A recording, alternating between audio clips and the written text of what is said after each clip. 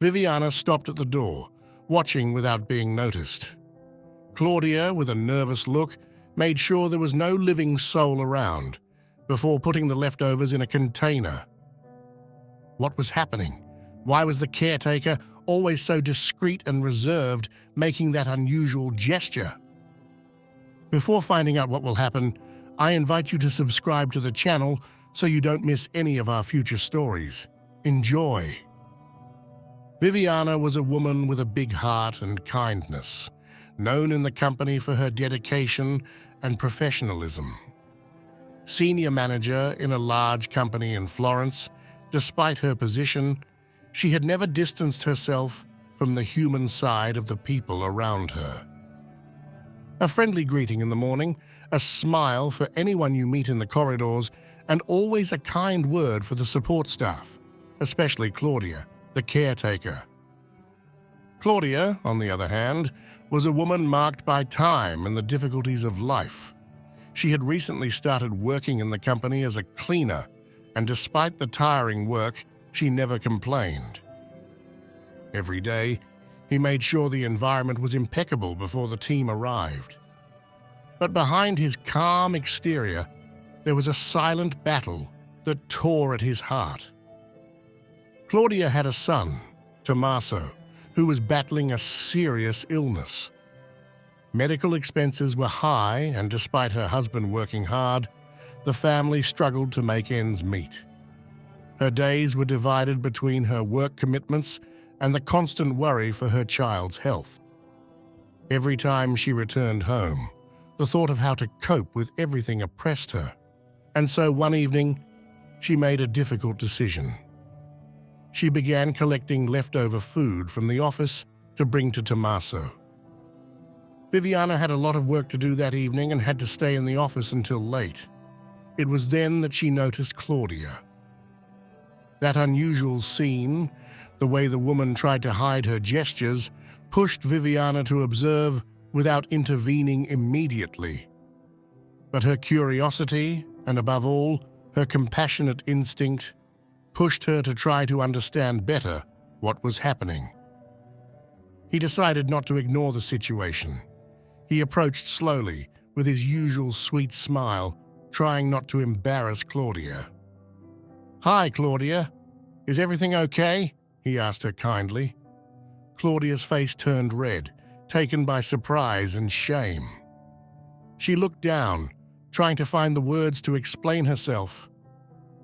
"Excuse me, Mrs. Viviana. I shouldn't do this, I know. But I have a son. He's sick, and I can't afford all his medical expenses. My husband and I are doing what we can, but it's not enough. And so, I started bringing home the leftovers." Viviana was speechless for a moment. The pain that showed in Claudia's eyes affected her deeply. She knew the rigid rules of the company, but she knew that in situations like this, empathy had to prevail over rules. She decided to act. "Claudia, don't worry. Thank you for telling me your story. Let's see what I can do to help you," he said, taking a step back to consider the best course of action. In the following days, Viviana could not get that face worn by fatigue and pain out of her mind. The thought of Claudia and little Tommaso followed her constantly. Finally, she took courage and decided to speak directly with Dr. Carlo, the director of the company. He was a respected figure, known for his justice and his humane approach to the most sensitive issues. Viviana showed up at his office with her heart pounding. "Can I steal a few minutes of your time?" she asked, trying to hide the tension in her voice. Calmly, she began to tell Claudia's story, explaining in great detail her desperate situation. Dr. Carlo listened attentively, remaining silent for a few seconds after Viviana finished speaking. Then, in a firm but compassionate tone, she said, "Thank you, Viviana, for bringing this to my attention. It is our duty as a company to take care of the people who work for us. Let's see what we can do. If this story is touching your heart, leave a like and subscribe to the channel. Thanks for your support. The next morning, Dr. Carlo called Claudia into his office. Viviana was there, ready to support her with her reassuring smile. Claudia entered nervously, not knowing what to expect. Carlo began to speak in a calm voice. "Claudia, I have learned of your situation. I want to apologize for the strict rules of the company that forced you to take these extreme measures." Claudia, overcome with emotion, began to cry. "Thank you, sir. I don't know what to say. It's all been so difficult." "You don't have to say anything, Claudia. We've decided to help you. From now on, you'll receive a weekly allowance that will cover your son's medical expenses. We'll also partner with a local foundation to support other families in need. You're not alone right now." Claudia couldn't believe her ears. That outstretched hand, that gesture of solidarity, had lifted a huge weight from her heart. Tears flowed copiously, but this time they were tears of relief and gratitude. As time passed, a profound change was felt in the atmosphere that permeated the company. The generous act and compassion shown by Dr. Carlo, together with the courage and sensitivity of Viviana, did not go unnoticed. That gesture of empathy struck a chord with other employees, inspiring a chain of solidarity that quickly spread. The company began organizing fundraisers and charity projects involving every member of the staff.